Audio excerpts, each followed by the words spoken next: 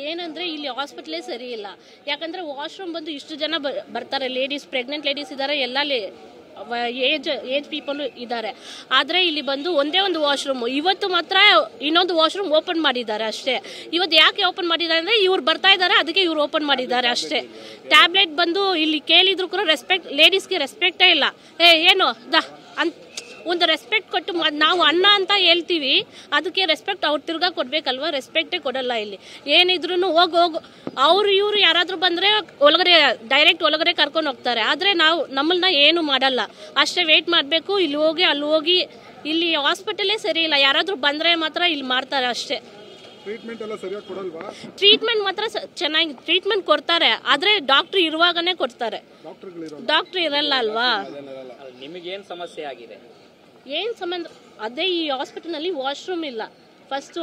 ಅದು ನೀವು ನೋಡಿದ್ರು ಕೂಡ ಗೊತ್ತಾಗುತ್ತೆ ವಾಶ್ರೂಮ್ ಯಾವ ಗೆತ್ತಿನಲ್ಲಿ ಇದೆ. ಇದು ಲಾಕ್ ಕೂಡ ಇಲ್ಲ ವಾಶ್ರೂಮ್ಗೆ. ಹೆಂಗೆ ಹೋಗ್ತಾರೆ, ಹೆಂಗೆ ಬರ್ತಾರೆ? ಅದೇ ಇದು ಪ್ರಾಬ್ಲಮ್. ಊಟ ಟ್ರೀಟ್ಮೆಂಟ್ ಎಲ್ಲ ಕರೆಕ್ಟ್ ಆಗಿದೆಯಾ? ಅವ್ರು ಊಟ ಕರೆಕ್ಟಾಗಿ ಹೋಗ್ತಾ ಇದ್ದಾರೆ. ಟೈಮು 1 hour ಅಂದರೆ 1 hour ಹೋಗ್ತಾರೆ. ಆದರೆ ಬರೋದು ಮಾತ್ರ 2 o'clock ಅಂತಾರೆ.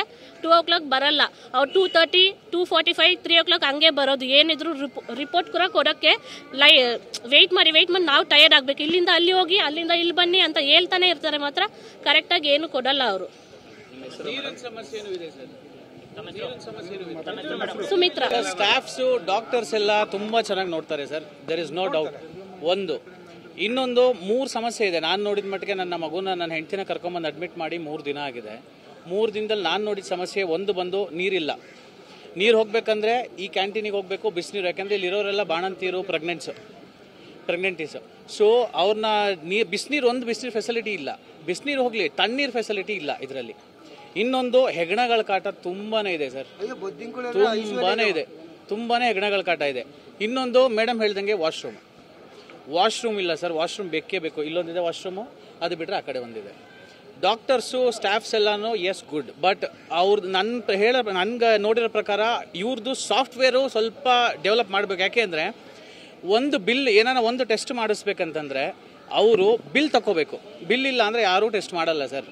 ಬಿಲ್ ತಗೋಬೇಕು ಅಂತಂದರೆ ಕ್ಯೂ ತುಂಬ ದೂರ ಹೋಗುತ್ತೆ. ಮತ್ತು ಸಾಫ್ಟ್ವೇರ್ ಅವ್ರದ್ದು ತುಂಬಾ ಸ್ಲೋ ಇದೆ ಅಂತ ನನಗೆ, ಯಾಕೆಂದರೆ ನಾನು I am A technical person.